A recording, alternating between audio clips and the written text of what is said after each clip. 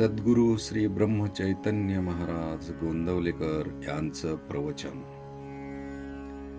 11 मार्च.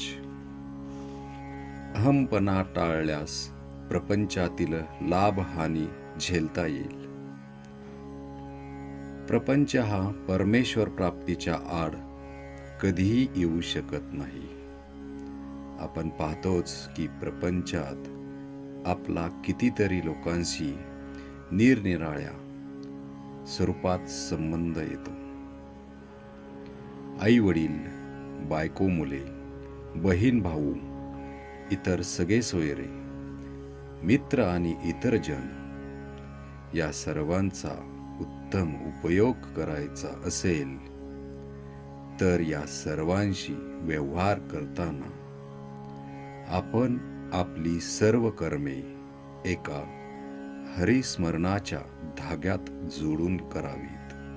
म्हणजे सर्वांशी संबंध सलोख्याचे राहून प्रपंच फारच सुखकर होईल.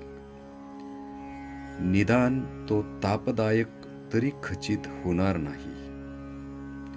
या सर्वांशी संबंध बिघडायला आपला अभिमान, अहमपणा विशेष करून कारणीभूत होत असतो.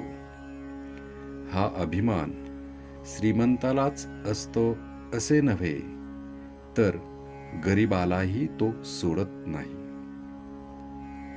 आपण पुराणात वाचले आहेच की हिरण्यकश्यपूला जेव्हा भगवंतानी मांडीवर घेऊन पोट फाडायला सुरुवात केली, तेव्हा त्याचा हात अभिमानाने तलवारीकडे गेला.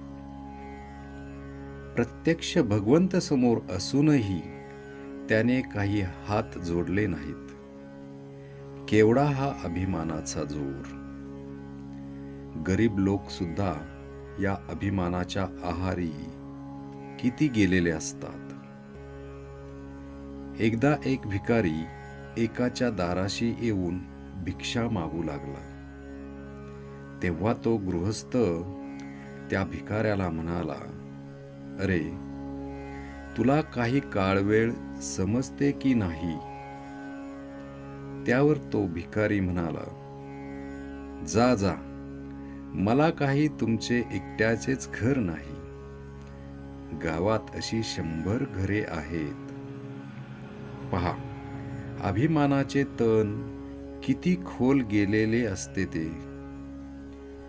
अभिमान हा शेतात उगवणाऱ्या हरळीसारखा आहे.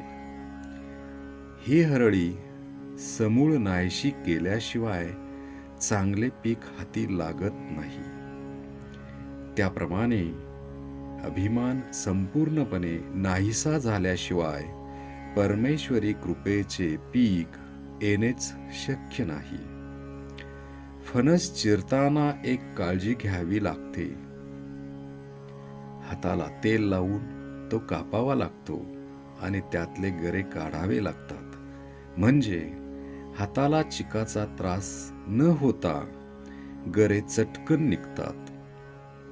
त्याप्रमाणे नाम घेऊन प्रपंचात व्यवहार केला तर अभिमानाचा किंवा विषय वासनांचा चीक न लागता परमेश्वरी कृपेचे गरे हस्तगत करता येतात.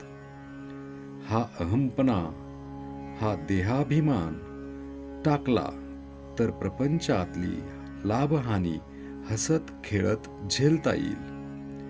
लहान मुले पावसाळ्यात कागदाच्या लहान लहान होड्या करून पाण्यात सोडतात. त्यातली होडी तरली तरी हसतात, बुडाली तरी हसतात. त्याप्रमाणे प्रपंचातली सुखदुःखे हसत खेळत झेलावीत. आणि हे एका नामानेच साधते. नामस्मरण म्हणजे तू आहेस, मी नाही, ही स्थिती होय. श्रीराम, जय राम, जय जय राम.